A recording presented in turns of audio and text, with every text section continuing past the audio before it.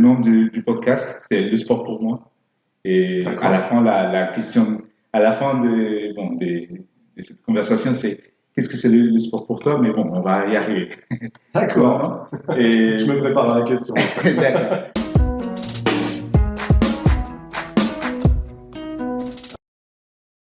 Et merci à tous et à toutes qui sont sur YouTube et aussi sur Spotify qui nous écoutent. Et c'est la première fois que je fais ça. Et je l'avais fait déjà avec le Ligue à Lille.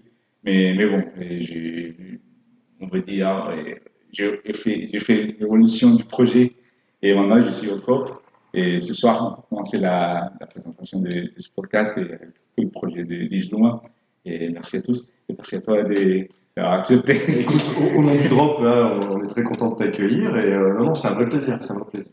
Bon, ce soir, nous sommes avec Gaëtan et tu es l'entraîneur des filles. Bon, tu m'as raconté un peu plus et en détail de tout ce que tu fais dans le rugby et ce que tu peux nous raconter un peu plus. D'accord. Alors effectivement, pour reprendre sur le rugby, j'entraîne actuellement l'équipe féminine des moins de 18 ans, c'est-à-dire les filles qui ont 15, 16 et 17 ans. Voilà, c'est pas réellement une création puisqu'on a tenté des fois, enfin plusieurs fois dans le passé, il y a quelques embryons d'équipes féminines. Il faut savoir que sorties de l'école de rugby, c'est-à-dire passé 14 ans, les filles qui devaient jouer obligatoirement avec les garçons, maintenant n'en ont plus le droit. C'est-à-dire que passé 14 ans, elles doivent faire des équipes exclusivement féminines. On a tenté de lancer ça plusieurs fois, et là cette année, on a une vraie équipe qu'on a engagée dans un championnat à 10, avec pour objectif de développer le Seven au final, probablement en fin de saison par les cross seven, c'est-à-dire des équipes du championnat à 10 qui vont être libérées pour jouer au seven. Et nous, notre objectif est vraiment de développer le seven dans notre club, mais aussi dans le nord de la France, avec l'appui de la Ligue et de la Fédération française de rugby. Ouais, je suis curieux pour ça. Et avant, c'était mélangé, bon, garçons et filles, et maintenant c'est plus comme ça. Oui, Pourquoi? alors il y a une raison technique et morphologique également. La première raison, c'est que dans un premier temps, on cherche la mixité dans ce sport. On accepte tous les morphotypes, on accepte toutes les origines et on accepte également autant les filles que les garçons. Donc il paraît logique, pour apprendre le rugby, notamment dans les écoles de rugby, que les filles et les garçons soient ensemble et apprennent le rugby ensemble. En revanche, après, il se pose un souci, notamment quand on va aborder la question des mêlées, où les filles et les garçons, bon voilà, les filles n'aiment pas forcément que les garçons soient avec elles en mêlée. C'est simplement, voilà, c'est pas une question d'éthique, c'est simplement une question, voilà, on respecte la féminité aussi à un moment. Et on considère que passer l'école de rugby, effectivement, les filles peuvent avoir une vraie équipe exclusivement féminine.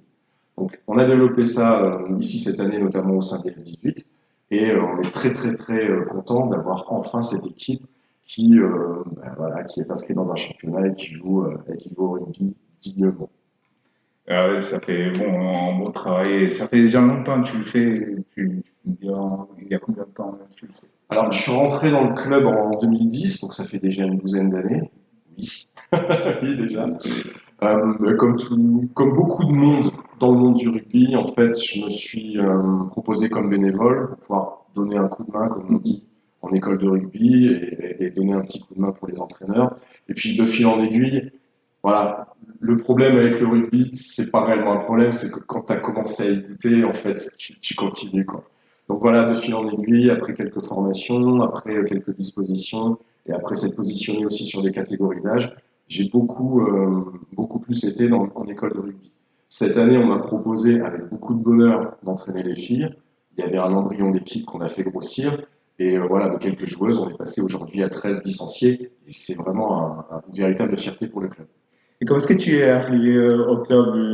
Il y a quelqu'un qui t'a invité ou comment tu l'as découvert? Alors oui, le rugby et moi, ça fait voilà depuis que je suis petit, mais alors, comme joueur, on va pas se le cacher, vraiment pas très très pas très Il y tranchant, on a, va il y a dire. l'histoire que des bons entraîneurs, on était des mauvais joueurs. J'ai toujours eu de bons entraîneurs, mais je pense que vous pouvez pas dire qu'avec cet élément-là, on va faire grand-chose. Voilà. Donc ça, c'est mon passé en tant que joueur. Voilà, il y a eu quelques années de rugby où j'ai vraiment passé d'excellentes années.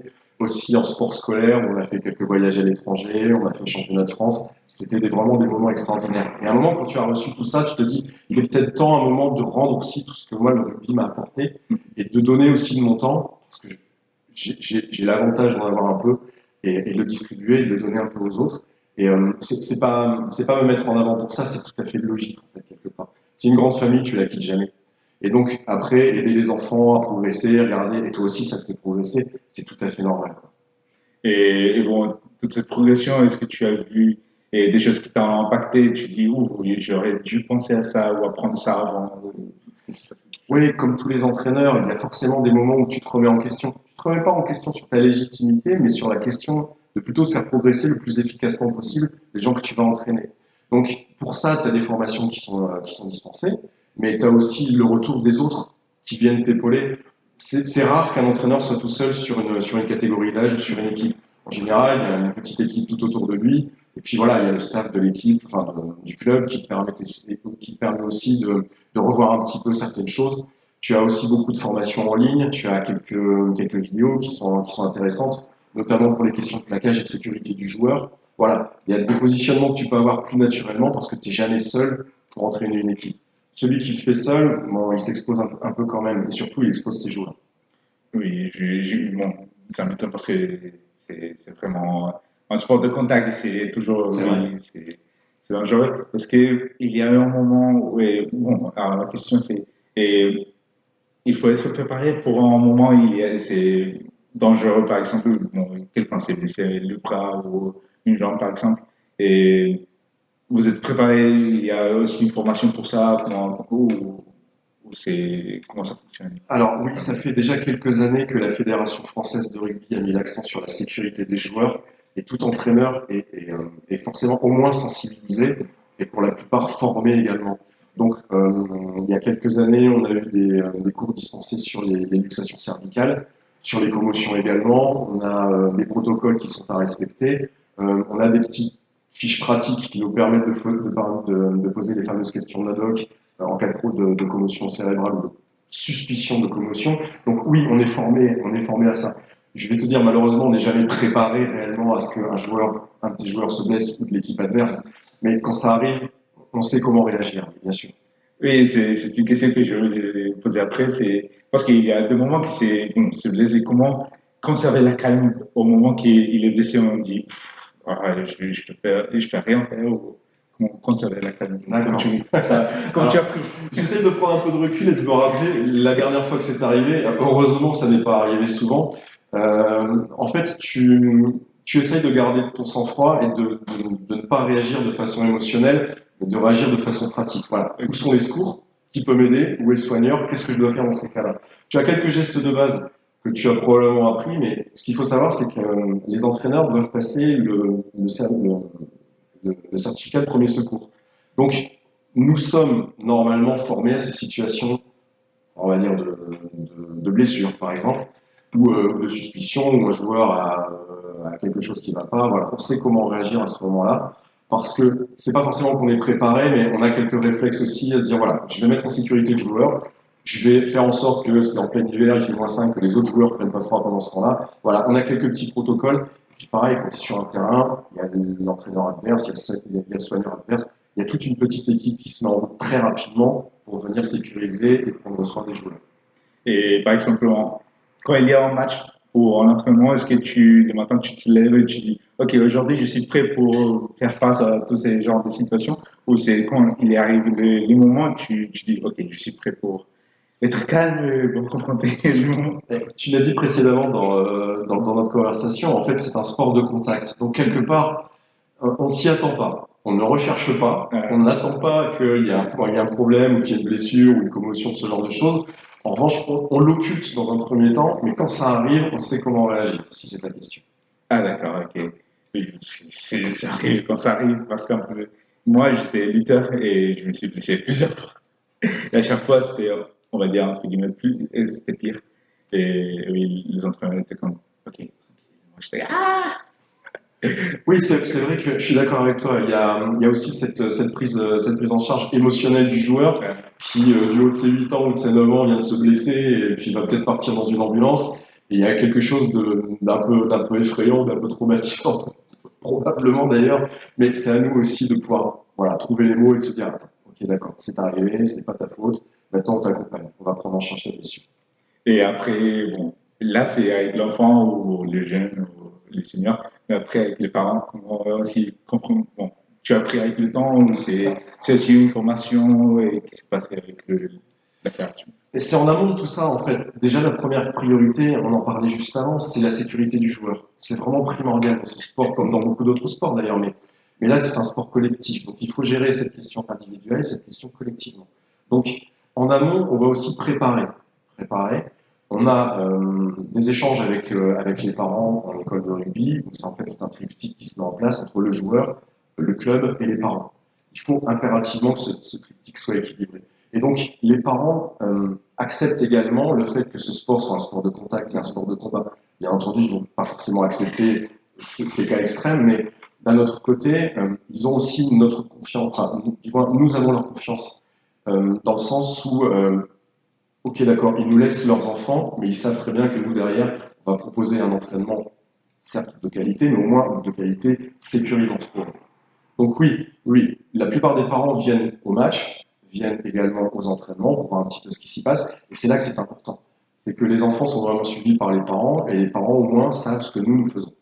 Et quand tu as décidé de devenir entraîneur, et tu étais déjà, et tu savais déjà à un moment toute la charge mentale que ça viendrait avec ça, pas uniquement avec un résultat du match, parce que c'est important pour un sport, mais aussi avec l'émotion des parents, tout ça, et ou qu'est-ce que tu as appris aussi pendant ton fur et à mesure. Alors, si je peux me permettre un trait d'humour, je pense que beaucoup te diront si j'avais su, peut-être j'aurais pas fait. Mais en fait, clairement, c'est quelque chose que tu acceptes et que tu acceptes d'autant plus avec plaisir que ça fait partie, comme je te disais juste avant, ça fait partie d'une organisation commune. Il y a les parents, les joueurs, le club et tout ça, ça forme une vraie petite famille. Donc tout le monde se retrouve autour de cette cause commune qui est le rugby. Et par rapport à tout ça, en fait, si tu acceptes ces charges de travail et ces charges aussi émotionnelles, ces charges qu'on va appeler des responsabilités, parce que quelque part c'est une responsabilité d'entraîner des enfants, mais même des plus grands, même des adultes. Et au final, ça fait vraiment partie d'un tout. Et ça n'est pas du tout une contrainte. Tu intègres ça dans ta charge de travail. Ok. Et après aussi, il y a une charge de travail, mais et après, le week-end, tu te reposes, tu te sens qu'il faut vraiment se reposer ou comment tu te sens quand il y a le moment de détente du rugby? D'accord. Alors, je pense que c'est pareil pour les joueurs, les entraîneurs, les staffs. Il y a un moment, on peut pas travailler machinalement. On n'est vraiment pas, c'est pas possible. On doit effectivement relâcher un peu la pression. Alors, certains font toujours avec la même équipe, vont aller chercher des activités annexes, vont aller faire, je sais pas, de l'escalade, peu importe, ou du canoë, ou ce genre d'activité. C'est possible. Ne serait-ce que se retrouver après l'entraînement, ça permet aussi de décompresser.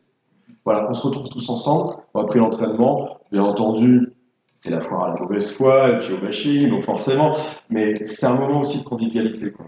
On n'est pas un rugbyman uniquement sur les 2 heures d'un entraînement ou sur l'heure et demie d'un match. On l'est tout le temps, on est 24 heures sur 24, et c'est vraiment une famille. Donc se retrouver en dehors, c'est super important, d'accord? Mais ça fait partie également du tout. C'est-à-dire qu'on décompresse sans réellement quitter la famille. C'est ça qui est intéressant.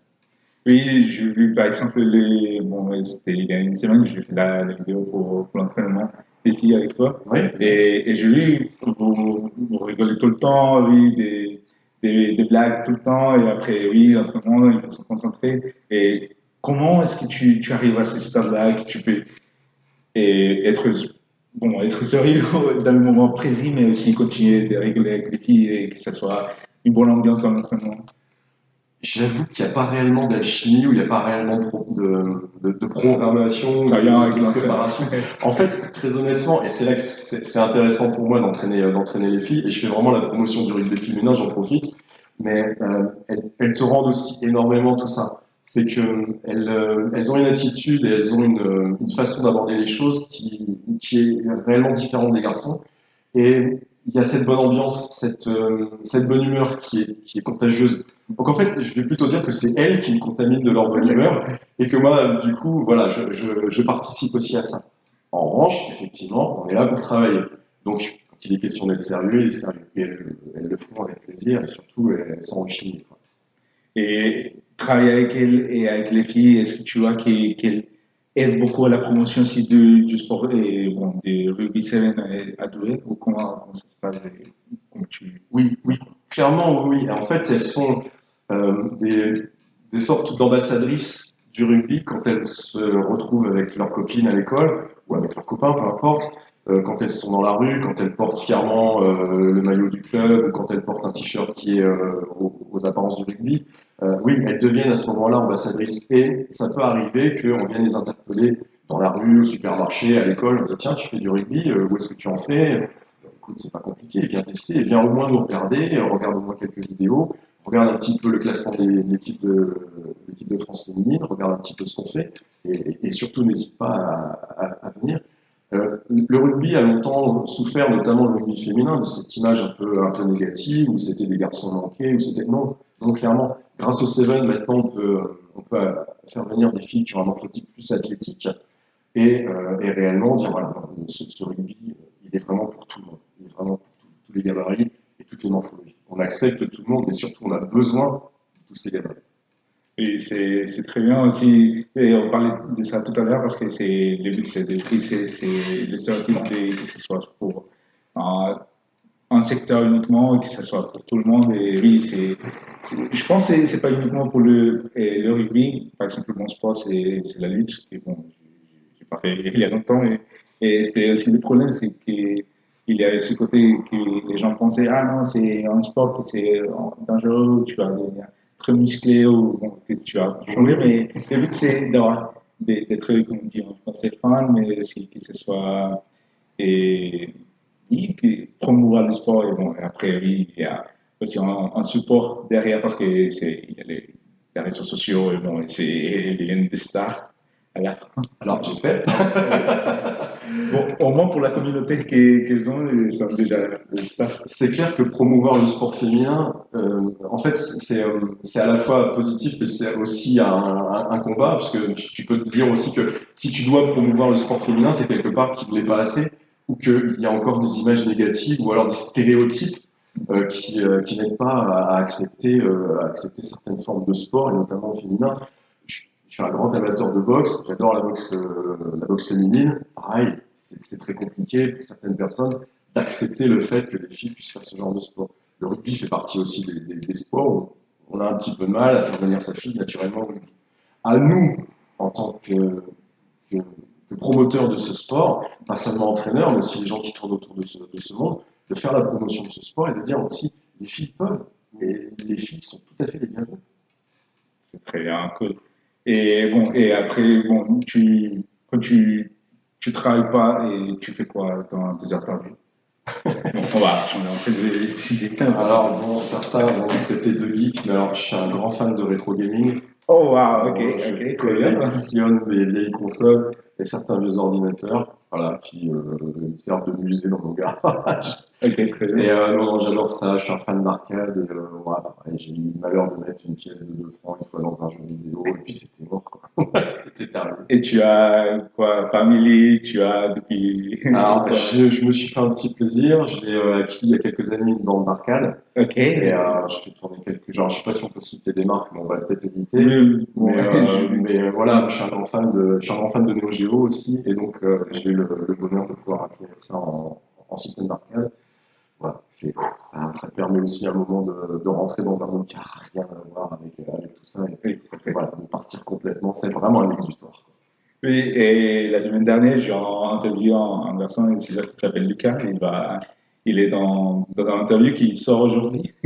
Et, après l'entraînement, il joue aussi, je crois, il m'a dit, ah, pourquoi tu dis ça? Mais il joue aussi au rugby dans sa console. Ah oui? Eh oui, il adore le rugby. Il refait le match peut-être. Mais c'est cool, c'est comme les joueurs du foot qui, bon, ils jouent aussi des fois dans la console. Et bon, et je pose la question, c'est quel jeu tu aimes jouer? Tu peux varier ou tu es plutôt du jeu? Alors, justement, je vais rebondir sur ce petit cas que je connais et que j'embrasse. Oui, oui, c'est le cas. J'évite tout ce qui est jeu de sport pour justement éviter de trop m'énerver et de trop balancer la manette sur la télé. Mais non, c'est essentiellement des jeux d'aventure, Et je suis un fan de Far Cry, de Halo, Ok. des Metal Gear et aussi des Gears of War. Voilà, Ok. classique, mais bon, moi, ça permet réellement d'aller dans un autre monde et puis bon, ça reste du virtuel. Donc voilà, ça permet aussi de se projeter. C'est vraiment l'imaginatif et c'est ça qui est intéressant. Oui, c'est intéressant et c'est la détente aussi, bon, pour une journée de stress ou bon, si tu as rien à faire. Et bon, par rapport à ça, c'était en octobre, il y avait les Paris Gaming Week et j'ai invité ma femme et elle avait rien envie. Pas du tout parce qu'elle disait non, le gaming, c'est pas pour moi. On y allait. Et après, elle a découvert les jeux vidéo. Et elle s'est acheté la Nintendo Switch. Après, elle a passé du temps, et D'accord. un mois et demi, avec les Zelda Breath of the Wild. Tu connais les Zelda Breath of the Wild? Ouais. Et elle a terminé le jeu. Comme quoi, on est pareil, on en parlait tout à l'heure, je me permets juste de digresser un petit peu par rapport à ça, mais on pourrait s'imaginer aussi le jeu vidéo comme quelque chose d'exclusivement adolescent, garçon et tout ça. Et là, on a le parfait exemple que les préjugés, en fait, forcément, on peut vite sauter quand on prend l'effort quand même de dire non, stop, les barrières, elles existent pas. Oui, c'est vrai. Et c'est bien parce qu'après, et quand on brise ces barrières, on peut découvrir d'autres gens qui ont des intérêts peut-être les mêmes ou aussi, bon, C'est vrai. qui peuvent varier et c'est l'intéressant du monde aussi. Des gens, par exemple, j'ai à découvrir, tu as des jeux vidéo et moi aussi, je les adore. T'es invité quand tu veux, il n'y a pas de problème. Merci. Attention, je suis redoutable. J'ai proposé, bon, je vais faire une petite publicité parce que j'avais parlé avec Nicolas et j'ai proposé aussi un projet qui est lié au e-sport. Bon, c'est avec les jeux vidéo Oui, et on le est tout rugby, à fait mais d'accord. on verra dans l'avenir et on va raconter un peu plus sur ça, comment ça va donner. Hum, oui, je pense, oui, c'est bon, et on a raconté un peu plus tout ce que tu fais, comment, bon, et Mais c'est parce après, que je passe un très bon moment en fait. Quelque ah, chose cool, à tu as faire. raconté un peu plus sur ça. Et oui, on peut continuer. Mais toute cette interaction et avec le sport, tout ce que tu fais aussi, tu le fais de ton cœur, mais aussi, bon, tu as une vie, tu l'as découvert. Et tu as une signifie pour le sport, et plus précisément, qu'est-ce que c'est le sport pour toi? C'est un complément autant physique que mental à ton quotidien, à ta vie de tous les jours. Euh, la routine aussi, de venir à l'entraînement, ça en fait partie peut-être, mais une fois que tu t'intègres dans une activité sportive, pas forcément en tant qu'entraîneur, c'est pas la question, ne serait-ce que joueur, ou tout simplement, voilà, être autour du staff et puis donner un petit peu de ton temps, même le comptable d'un club de sport. Voilà, ça fait partie comment dire, d'un complément par rapport à ta vie de tous les jours. Et c'est pas que ça brise la routine, mais quelque part, ça t'apporte ce petit supplément, ce petit quelque chose en plus que tu peux rechercher, et même quand tu t'en rends pas compte, il est là. Et c'est justement quand tu le fais plus que tu te rends compte que ça manque. Donc voilà, c'est ce petit quelque chose en plus qui permet d'avoir une vie peut-être plus remplie, mais au moins voilà, de partager des choses avec d'autres personnes. Et ça, en ce qui me concerne, c'est très très très important. Et qu'est-ce que tu dirais aux gens qui n'osent pas, peut-être parce qu'ils disent ah, j'ai la flemme de faire un sport ou de venir voir un match, qu'est-ce que tu dirais aux gens pour les inviter hmm, peut-être découvrir Alors, on va et, mettre en place un système de ramassage où on va aller chercher directement dans leur canapé pour qu'ils arrêtent de regarder la télé ou qu'ils arrêtent les réseaux sociaux et qu'ils viennent un peu plus au stade. Le sport se présente aussi beaucoup sur les réseaux, à la télé. On a de plus en plus de compétitions, de sports qu'on connaissait pas forcément jusque maintenant, qui sont retransmis et qui sont disponibles, ne serait-ce que sur les réseaux sociaux ou sur le net. Donc, ça permet aussi de découvrir des sports plus ou moins connus. Effectivement, il faut peut-être faire l'effort d'arrêter de rien faire et de bouger un petit peu. Mais ça, c'est pareil, on en parlait tout à l'heure. À nous aussi de faire la promotion de tout ça. À nous aussi de claquer violemment une porte en disant, vous avez entendu, il y a un bruit quelque part, retournez-vous, vous retournez pas, c'est pas grave. Mais au moins, nous, on fait quelque chose pour vous. Après, on ne peut pas forcer les gens, je suis d'accord avec ce qu'on a dit, mais euh, à nous aussi d'être assez actifs voilà, pour que ça bouge autour d'eux et qu'ils se disent, tiens, il y a quelque chose. Je peux aller faire ça. très bien. Et merci pour tous ces Non, c'est ton bon, temps merci. et merci. Et oui, pour les gens qui veulent découvrir un sport, par exemple le rugby ou venir voir un match, et vous pouvez venir si vous êtes des doués. Bon, tu es doué. Et tu peux venir ici au Drop, c'est les Douai rugby olympique. Et il y a des matchs et dans la saison, il y a aussi un entraînement. Ouais, si je peux me permettre, en fait, sur un moteur de recherche, il suffit simplement de taper Club Rugby Douai et il y a toutes les informations, on a le site officiel, on a les horaires des entraînements, on a également les horaires de match avec les calendriers et puis quand il y a des matchs à la maison, voilà, tout le monde est le bienvenu. Venez tous, venez nombreux. Oui, l'idée c'est de promouvoir le sport et aussi bon, faire découvrir. Bon, si vous ne jouez pas, et aussi découvrir des gens qui sont très geeks comme nous. Mais on va découvrir, bon, il y a le rugby, mais aussi il y a d'autres sports. Si vous voulez changer de jeu, après vous pouvez venir et voir un match avec nous. Et il y a aussi pour voir un coup ici. Exactement, vous C'est êtes tous les possible. bienvenus. Et je me permets, merci à toi aussi de donner ton temps pour faire la promotion de tout ça. C'est vraiment, ça nous fait chaud. Ah, merci. Oui, c'est un projet avec le rugby olympique et aussi c'est le projet des Slouma pour moi aider au club à encourager le sport et aussi faire la transmission et voir tout ce que vous voulez, le contenu. Et n'hésitez pas à nous suivre dans les réseaux sociaux. Et on est là tout le temps, 24/7. Et ça, est content de vous accueillir. Et merci Gaëtan encore. Avec plaisir, avec plaisir. Et merci à tous et à la prochaine. Portez-vous bien. Au revoir. C'est la fin de l'émission. Merci de nous avoir écoutés et j'espère que cet épisode t'a plu. N'oublie pas de t'abonner sur les réseaux sociaux d'Isluma. Ils sont sur la description. Souviens-toi de nous laisser 5 étoiles sur Spotify. À bientôt!